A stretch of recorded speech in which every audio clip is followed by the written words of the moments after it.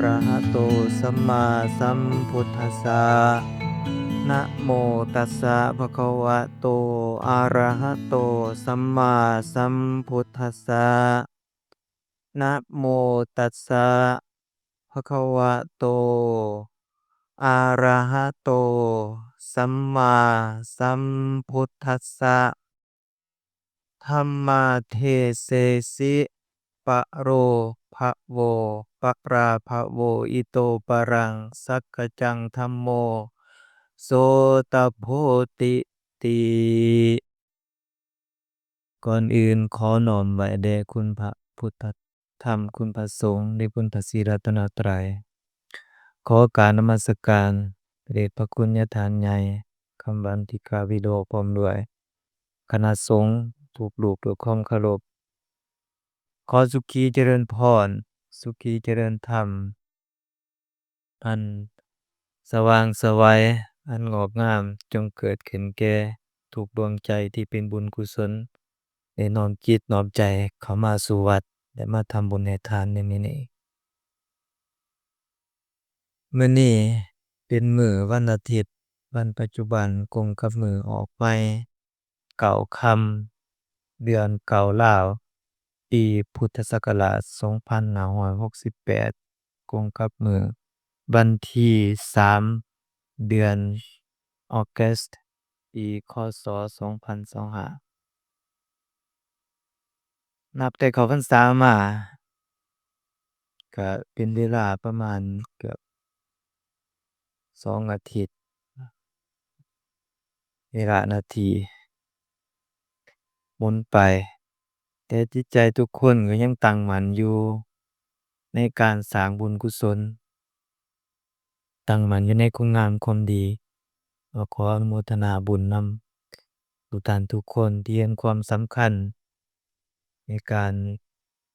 สำระจิตสำระใจในการประพฤติปฏิบัติเพื่ออยากให้จิตใจเราหลุดพ้นจากความทุกข์บ่ยึดติดมีว่าประพฤติปฏิบัติตนเข้าใกล้เข้าหาศีลหาธรรมอยู่ตลอดเวลาอันนี้ขอย่องย่อและก็ขออนุโมทนาบุญนำเมื่อดังสุภาษิตหรือว่าพุทธวงศ์เขาเคยตรัสไว้ในพุทธภาษิตหรือว่าพุทธพจน์เนาะที่เพิ่นตรัสไว้ว่าธัมมัทเทเสสิปะระภะโวถ้าแปลเป็นภาษาลาวเราก็แปลว่าบุคคลใดหากบ่ประพฤติปฏิบัติธรรมเนาะเราจะเป็นบุคคลที่ว่าเสื่อมเนาะก็คือบ่มีความเจริญนั่นเองอุปมาอุปไมยเหมือนดังธรรมะที่จะกล่าวให้ญาติโยมได้เป็นคติหรือว่าได้นำไปพินิจพิจารณานั่นก็คือ 3D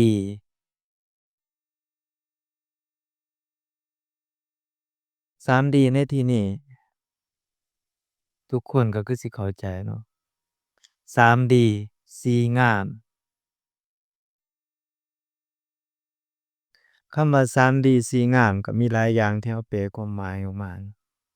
แต่ว่าเว้าง่ายๆให้ญาติโยมได้เข้าใจก็ 3D นั้นมีหยังแหน่ 3D อันที่1เนาะก็คือเราคิดดีเนาะภาษาบ้านเราอันที่2ก็คือเราทำดีอันที่3ก็คือเราประพฤติดีเป็นว่า 3D สีงามยกเอาพรหมวิหาร4มีเมตตามีกรุณามีมุทิตามีอุเบกขาแล้วก็8อย่างที่บ่จีรังยั่งยืน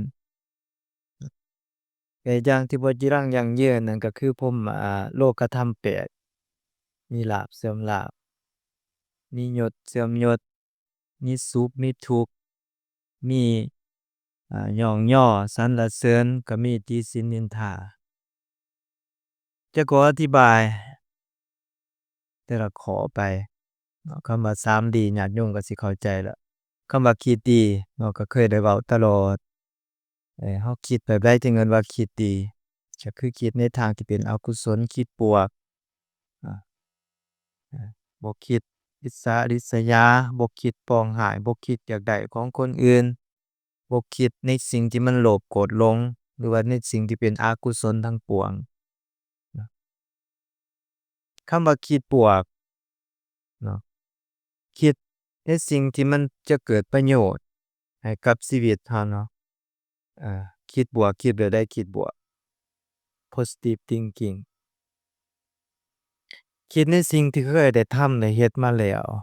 บ่ว่าสิเป็นคุณงามความดีต่างๆภูมิอกภูมิใจหรือว่าในสิ่งที่เรากำลังทำอยู่หรือว่าในสิ่งในอนาคตบ่แต่อยากให้คิดเราทำปัจจุบันคิดในปัจจุบันอยู่กับปัจจุบันบ่ให้เรามีจินตนาการโอเวอร์เกินไปคิดบวกคิดดีอยู่กับความเป็นจริงอยู่กับปัจจุบันอันที่2การกระทำดีอันนี้หลายคนก็เข้าใจเรามีร่างกายมากสมบูรณ์แบบครบอวัยวะ32อย่างการทำดีก็คือมื้อนี้เป็นตัวอย่างที่ชัดเจนที่สุดนั่นก็คือเราร่างกายเรามาวัดมาเฮ็ดคุณงามความดีมาสร้างบุญสร้างกุศลสร้างพระอานิสงส์ให้เกิดขึ้นกับตัวเราเองการเว้าดีก็คือเราอยู่ในสังคมอยู่ในครอบครัวที่มีหลายคนมีความคิดมีความอ่านแตกต่างกันยอมเข้าใจกันดีว่าทุกคนมีความคิดมีหมายแตกต่างกันไปแต่ละวินาทีทุกคนก็บ่ได้คิดคือกันนี่คิดแตกต่างกันไปนะสำคัญว่าhow to manage your mind หรือว่าเว้าในสิ่งที่มันมีประโยชน์ต่อตัวเราเองเว้าสร้างกำลังใจให้ตัวเราเองสร้างกำลังใจให้บุคคลอ้อมข้างสร้างกำลังใจให้สังคมเพื่อจะได้ขับเคลื่อนในสิ่งที่เรา feel down หรือว่า feel รู้สึกว่ามันอ่ารู้สึกที่แย่เนาะเราสิข้ามก้าวผ่านทุกปัญหาที่มันเกิดขึ้นกับความรู้สึกเราได้แนวใดนั้นสำคัญว่าเราต้องให้กำลังใจตัวเองนั่นดีที่สุดเนาะก็คือให้กำลังใจตัวเองเว้าให้กำลังใจตัวเองให้กำลังใจบุคคลอื่นที่กำลังประสบปัญหาอยู่หรือว่าสังคมที่กำลังได้รับผลกระทบอยู่อันนี้เป็นสิ่งที่สำคัญเนาะอันนี้คือ3ดีสิ่งงาม4ก็คือพรหมวิหารคือดังที่ญาติญาติได้เคยเทศนาหรือว่าครูบาอาจารย์ได้เว้าสู่ฟังตลอดเนาะมนุษย์เราอยู่ร่วมกันถ้าอยากมีสันติสุขเกิดขึ้นเราควรมีพรหมวิหาร4ก็คือความเมตตาก็คือปรารถนาอยากให้คนอื่นมีความสุขตลอดอันที่2กรุณาคือปรารถนาอยากให้คนอื่นพ้นจากความทุกข์ทั้งปวงอันที่3มุทิตาคือเห็นอกเห็นใจคนอื่นเมื่อเห็นคนอื่นได้ดีแล้วเราควรยินดีกับคนอื่นบ่ควรไปอิจฉาริษยาหรือว่าบ่ควรไปอ่าโต้แย้งหรือว่าบ่ควรไปใช้คำที่มันบ่ม่วนเนาะควรมีความยินดีกับเขาเจ้าเมื่อเขาเจ้าประสบผลสำเร็จอยู่ในด้านใดก็แล้วแต่อันนี้เป็นสิ่งที่สำคัญเนาะอันสุดท้ายก็คืออุเบกขาการวางใจให้เป็นกลางหรือว่าการวางเฉยบ่ดีใจเกินไปแล้วก็บ่เสียใจเกินไปกับสิ่งต่างๆที่เราได้รับสิ่งที่เราได้เจอเนาะอันสุดท้ายก็คือ8อย่างที่บ่คงที่นั่นก็คือโลกธรรมเนาะโลกธรรม8ในหลังที่เคยได้เว้าสู่ฟัง โลกธรรม8มีหยังแหน่ความที่บ่จีรังยั่งยืนเราได้ลาภมามื้ออื่นอาจจะเสียไปเนาะเพิ่นได้ว่ามีลาภก็เสื่อมลาภอันที่2เราได้ยศถาบรรดาศักดิ์เกียรติศักดิ์ศรีมาในมื้อนี้มื้อต่อไปเราจะบ่มียศถาบรรดาศักดิ์บ่ได้เป็นเจ้าคนนายคนเนาะมันก็บ่จีรังยั่งยืนเออมียศวันต่อไปจะเสื่อมยศถาบรรดาศักดิ์เคยได้เป็นใหญ่เป็นโต สุดท้ายก็ได้เป็นคนธรรมดาบ่ความบ่จีรังยั่งยืน อันที่3มาเฮามีความสุขในตอนเช้าหัวเตอหัวเตินตื่นขึ้นมาตอนแลงหรือว่าเวลาต่อมาเฮาอาจจะนั่งร้องไห้อันนี้คือความบ่แน่นอนเฮาอาจจะสมหวังสุดท้ายเฮาก็ผิดหวังแม่นบ่คือแม่นว่ามันมาคู่กันเนาะอันสุดท้ายโลกธรรม8นั่นก็คือ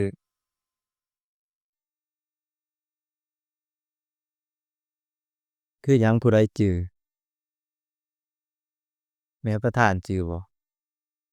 ฮะมีลาภเสื่อมลาภมียศเสื่อมยศเออมีสุขแล้วก็มีทุกข์อันสุดท้ายนั่นก็คือมีสรรเสริญแล้วก็มีนินทาบ่มันจะเคียงคู่กันไปรวมกันแล้วเป็น8อย่างเพิ่นเอิ้นว่าบ่อนใดมีแสงสว่างย่อมสถานที่แห่งนั้นย่อมมีเงาฉันใดก็ฉันนั้นมนุษย์เฮาก็เช่นเดียวกันมีติฉินนินทามีสรรเสริญก็ย่อมมีติฉินนินทาเคียงคู่กันไปนะอันนี้เฮาท่องใส่ใจไว้เฮาจั่งสิบ่เป็นทุกข์เออโลกธรรม8น่ะมันมีอยู่ในโลกเรานี่ล่ะแต่ว่าเฮาบ่เข้าใจบางเทื่อเฮาไปได้ความดีใจแล้วก็ดีใจเอาแท้ว่าเออบัดความเสียใจมาหาเนี่ยรับบ่ได้เออรับบ่ได้มันก็เลยเฮ็ดให้เราเป็นทุกข์เนาะบ่ดีใจแล้วก็บ่เฮ็ดจั่งนั้นคืออุเบกขาการวางใจให้เป็นกลางอยู่ในกึ่งกลางเนาะคำว่ากึ่งกลางคือปฏิปทาเออบ่หนักเกินไปแล้วก็บ่เบาเกินไปให้พอดีกับตนกับตัวหรือว่ากับความรู้สึกเนาะบ่ต่างหยังกับเรานุ่งเครื่องนี่แหละคันมันคับเกินไปเราสิรู้สึกหยังดอกนั่งอยู่ไสก็บ่มีความสุขเห็นบ่เป็นอึดๆอัดๆเป็นจั่งใดบ่คันเครื่องตัวใดที่มันนุ่งสบายเราอยากนุ่งตลอดเห็นบ่สุขเข้าตัวแบบรู้สึกสบายย่างไปไสก็โล่งโตวหรือว่าสะดวกสบายเฮ็ดอยู่แบบนั้นล่ะเนาะอิหยังก็คือกันนั่นน่ะปัญหาต่างๆแต่ว่ามันอันใดก็แล้วที่มากระทบกับความรู้สึกของเราถ้ามันบ่สำบายก็สิพยายามลดละปล่อยวางให้ไวที่สุดบ่ให้มันค้างคาอยู่ในความรู้สึกบ่ให้มันค้างคาอยู่ในจิตในใจเราจั่งสิดำเนินชีวิตไปให้มีความสุขเนาะกับการใช้ชีวิตนี่คือธรรมะอาธรรมะในมื้อนี้3D คิดดีเว้าดีทำดี4งามก็คือพรหมวิหาร4มีเมตตามีกรุณามีมุทิตามีอุเบกขาแล้วก็8อย่างที่บ่จิรังยั่งยืนก็คือโลกธรรม8มีลาภเสื่อมลาภมียศเสื่อมยศมีความสุขแล้วก็มีความทุกข์มีหยองย่อสรรเสริญแล้วก็มีติฉินนินทาอาอันนี้คือธรรมะเนาะอยากให้ญาติโยมเขาเข้าใจลองไปปรับใช้เบิ่งกับที่ครูบาอาจารย์ได้นำมาเทศนา มันสิเข้ากับข้อใดเนาะมันก็ต้องมีข้อใดข้อหนึ่งแหละทุกคนเนาะเพราะว่าในสิ่งที่เว้าเข้ามานั่นก็คือความเป็นจริงก็คือธรรมศาสตร์เนาะความเป็นจริงทั้งหมดที่มันเกิดขึ้นที่เราได้รับที่เราได้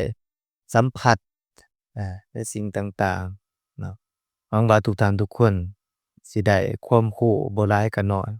ในมื้อนี้เนาะ Okay, before ending the Dhamma talk now, I will summarize what I say about the topic today. I said the first and the four good things. What is the four good thing of the human being? The first one is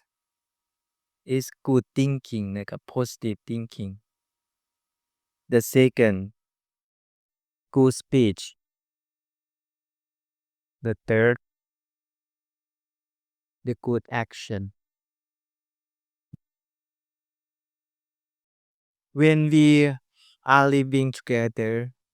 sometimes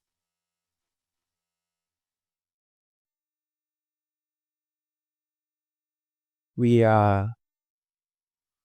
unhappy. Sometimes we are happy. That's why when we have four things in our mind, four good things in our mind, like good speaking, positive thinking, and good action, we are happy. And four beautiful things. We call that the topic this is four supreme status of mind. The first thing is we call metta. Metta means loving kindness. The second thing we call karuna, compassion. And the third we call ubeka, means sympathetic joy. And number four is we call ubeka, means equanimity.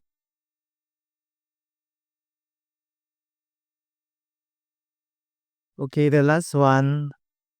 the eighth implement. What is that? Number one, when you get the good luck the next day, or sometimes you will get the bad luck. You are not always get the good luck all the times. We have to understand about this. Everything is not permanent, just temporary. The second thing, today you are be the boss. You have more powerful. You have a good position. But someday or next day, for example, today you will be employer, but next day you will be employee. Right? And third, sometimes we feel so sad. Sometimes we feel happy. How to manage our mind to be happy all the time? We have to practice more about the Dhamma or practice about the meditation can help you to be peace, to be happy. And the last one,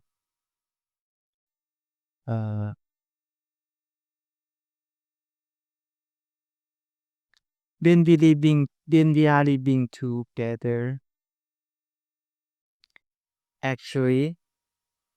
our mind difference, our opinion is different.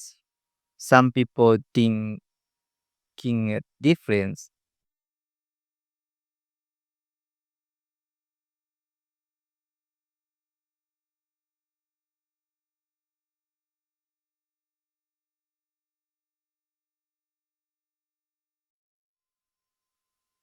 Okay, here is the topic of Dhamma today. Hopefully, all people get something good from my Dhamma talk or from my speaking. Okay, finally, I would like to say thank you so much for coming and blessing you guys and your family to be happy, peaceful, and happiness. Good luck. Have a nice weekend. ขอให้คุณพระพุทธพระธรรมพระสงฆ์ รือว่าบุญกุศลทั้งหลายจงพิทักษ์ปกปักรักษาออกตนญาติโยมพ่อแม่พี่น้องทุกคนผมก็การมีแต่ความสุขความเจริญสุขกายสบายใจสุขใดที่ประเสริฐผลใดที่เลิศ